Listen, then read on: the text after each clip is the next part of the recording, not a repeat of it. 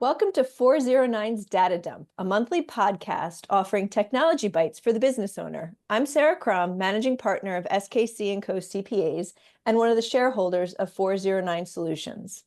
409 Solutions provides technology solutions to small and medium-sized businesses in the areas of dashboard creation, process automation, and software integration. Our guest for today's podcast is Andrew D'Onofrio, founder of his own consulting company where he specializes in executive coaching, business operations coaching, and keynote addresses. Welcome, Andrew. Hi, Sarah. Andrew has worked with various industries throughout his career and his many decades in leadership. And today he's going to talk to us a little bit about the value of adding dashboards into his consultations with business owners and in his coaching sessions. So let's jump in. What types of clients, Andrew, do you typically work with, and what common challenges do they face when it comes to managing their business performance? So the majority of the clients that I work with are service oriented. They're in the service business, whether that's labor sort of service or professional services. So that's probably the overwhelming majority of the people that I deal with. The challenges I see them face is lack of insight into what's working. That's probably the primary issue that they face. They have an idea of what might be going well, not going well, where money's going, where it's coming in, what works and what doesn't. But sometimes that's all it is. It's just an idea, and they don't really have anything to support it. That's challenging because the other issue that I see them deal with and contend with all the time is their time. And so when you're stretched for time, digging in on the business and getting that data out and understanding the intricacies of it is a challenge because you are short on time, especially a company that's early or small. So it's almost as if they're successful in spite of themselves. Absolutely. Yeah, they're successful because they're talented. And Sure. then when they grow, it kind of gets away. Right, right. So why is data so important for business owners, especially when we talk about the small to mid-sized companies? I think it's for the reason that speaks to the trouble, because you want decisions that are based in fact, in actuality, and not decisions that are based on stories. What you think is working or what you like to do or where you think you should spend your time, efforts, and so on. So I think that understanding the data and what I've seen in my experience, when they're digging in and really taking a look at what is true about their business, then they can make informed decisions based on it. Otherwise, it really amounts to guesswork. It's not dissimilar to science. So, if you suppose something's true, but you really don't have the proof for it, you may make decisions, but they might be in the wrong direction. So we deal with that a lot when we bring on new clients at SKC from an accounting perspective, where there's really no optics into the finances or the numbers or anything when we talk about data on the financial reporting side. And again, they're operating out of their gut. And how can you compare and contrast the success of a business owner who may be operating out of their emotions or their gut or a little bit of instinct, as you talked about, comparing that to hard data-driven decisions, and what's the likelihood of longer-term business success when it comes to the data-driven decisions versus the emotional decisions? I'm going to pull a page from my old life on this one. One of the things that people think law enforcement relies on when there's a crime committed is they rely heavily on witness accounts. But in fact, most people are surprised to know that witness accounts are probably the least reliable form of evidence. And the reason that is because there's a lot of bias that comes in. There's a lot of emotion in the moment. So things are seen under the filter or prism of that emotion and that bias that exists. And I think the same is true when you try to operate a business from gut instinct. We have limitations as human beings, right? And our minds have limitations in how we approach problems. And so sometimes we're doing it because it's easy, and not that we're lazy, but just that, we're wired to not really like to do hard things. And so we have to compel ourselves to do that. But when, we have an option to sort of fool ourselves and think, okay, well, this feels right, and it may be right, but unless you're really digging in, going on gut is probably not the best choice. So in your experience running your businesses over several decades and then also coaching business owners and consulting for various businesses, when do you think is the ideal time for a business owner to start looking at dashboards and really digesting their data in a way that leads to successful business decision making? I think the minute you start getting data is the time to start looking at it, right? The earlier, the better. As far as building a dashboard or really implementing tools to do the analysis for you, I would kind of leave that to other geeks to say, hey, this is enough data, this is enough data sources to pull this together to really make meaningful insights. But that said, there's some early wins, and you know this better than anybody in accounting, right? Where are you making money on jobs? Where is money going out? How can you save? The minute you start getting that kind of feedback, I think it's time to look because the more you let time go by, the less you really dig in on your client that's generating and pulling for you, the efforts that are working, the more you have in habits that are ingrained that might not be serving the business. And the harder it is to extricate from that, the longer that pattern is set. And I want to emphasize too for the audience that we're not just talking about financial data, right? We're not just looking at financial reports like a balance sheet or key ratios or even, just profit and loss statements. I mean, those are obviously very important data components to know for your business, but there's a host of other data, other categories of data that businesses have that will provide such valuable insights and keys to making some key decisions and strategy truly. And so I'm curious if you have a client success story or a personal experience that you can share of a success that came out of data, dashboards, and the utilization of both within a business. Absolutely. So I do want to reemphasize the point you just made, right? So without question, it is beyond the financial data. That's critical. And I probably would say it's one of the most critical data points in a company, right? But there's also what's the spend on marketing and how's that pulling for you? And not just what's the spend, but where are you doing it? Are your keywords working if you're using SEO? All those things. You don't want to just blindly shoot at a target without getting feedback, especially when you're spending money. The same with sales. To give you a quick anecdote about that, I had working with a sales team once in a company where somebody was talking to me about three clients that they were interfacing with on a regular basis. They were saying, yeah, I spent hours with these people. I love them. They love me.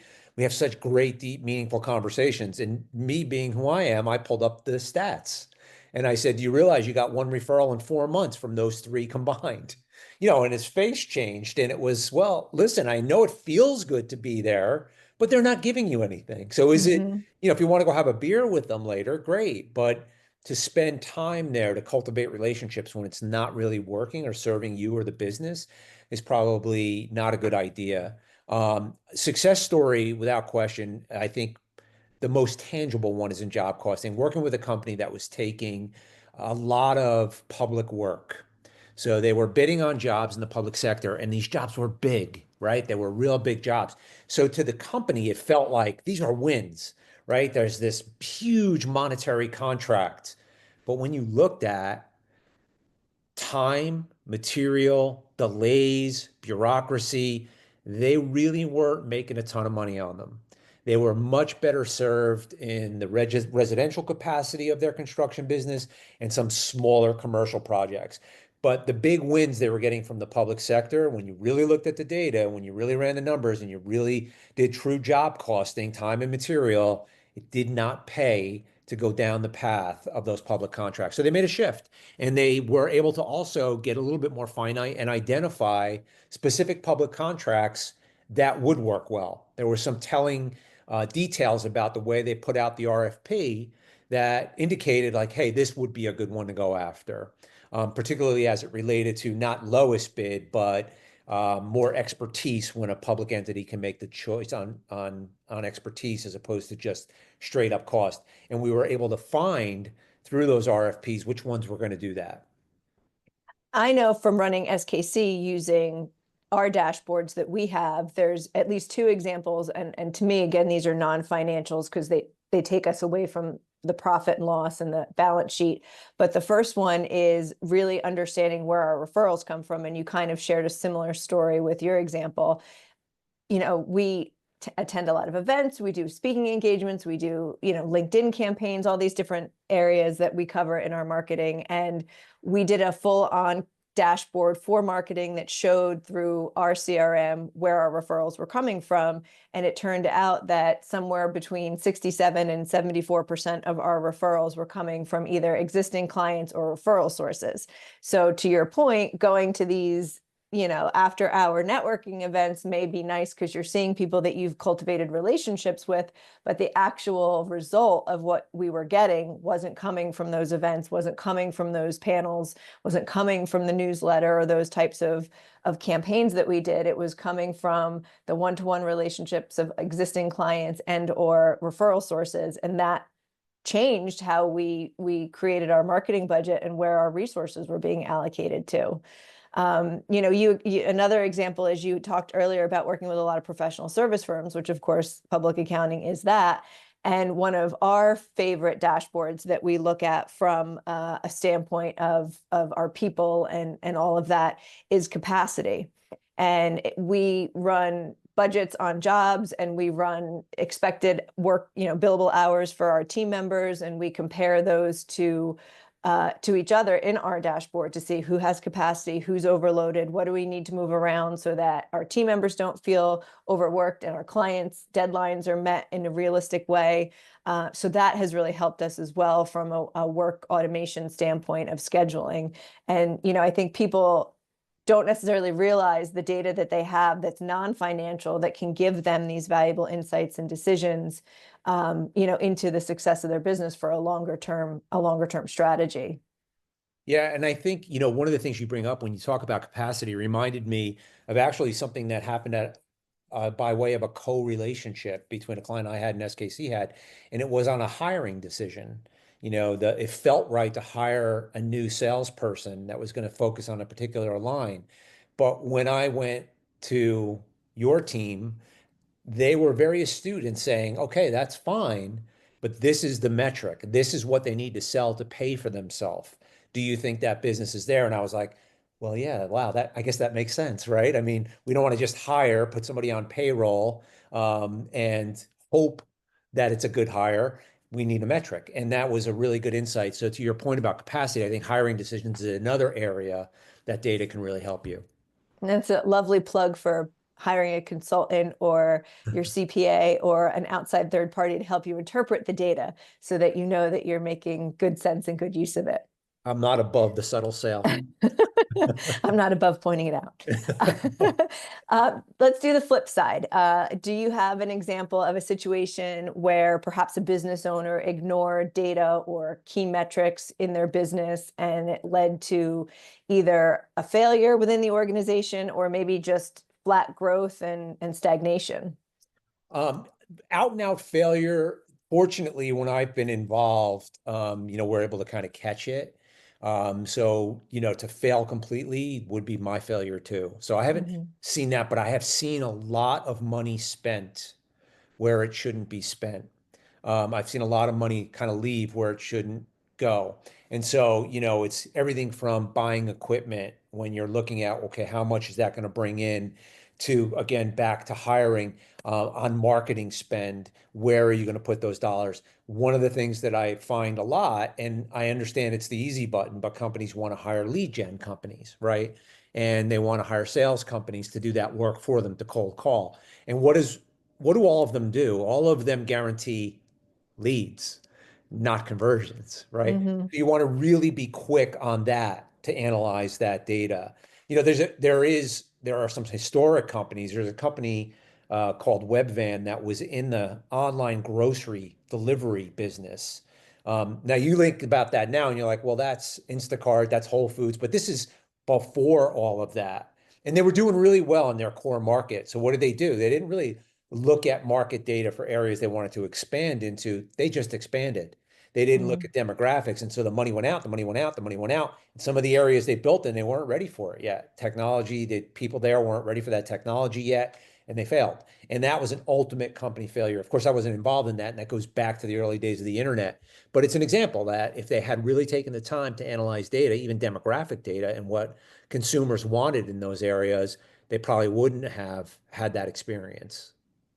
You know, that story that you shared about, sales and conversion and evaluating maybe outside lead generation companies reminds me of a client that recently I spoke to that has had a really large job, and for whatever reason that job fell through, and his sales team now was in a position where they had to backfill all of this time.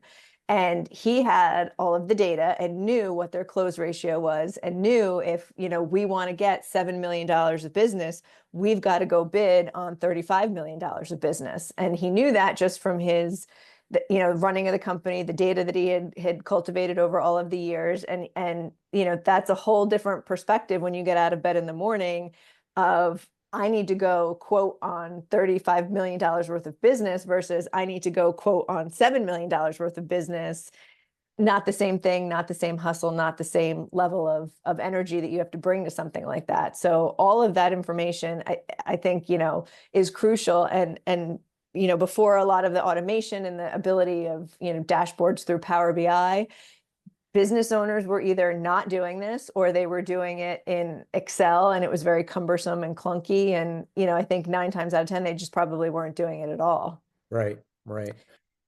Do you have suggestions or insights from, working with business owners on how you would help them overcome any sort of resistance that they may have to doing a deep dive into their data, or even into, creating full on, usable dashboards? I think you have to show the wins, right? You have to show what's capable. And I think also that just demonstrating or taking a look at your data and what insights can be gleaned from that is an important first step. Get out of, in a lot of ways, your own way. There is an aspect of running a business of um, making decisions based on intuition, to your point a second ago when you were talking about that client. But you want it supported, you want it backed up. When I talk about when I talk to people about marketing decisions, and we talk about throwing dollars at marketing, which is a critical component, I talk about tangibles, right? What are you going to see? How much, if you're working in a specific area, are you going to be able to see the heat map that shows you who's clicking on your site, and is it working? Is all that happening? But also, do you sense a shift? Like, for instance, are you hearing people say, "Oh my God, I saw your video on LinkedIn," or this, and or yeah, I got a referral, but then I stalked you. I've had this exact thing said to me. I stalked you on LinkedIn. I stalked you on social media. I really like your message. So that's a win. That's a win for marketing. And you want to make sure that you're tracking the tangibles and intangibles. Right, right.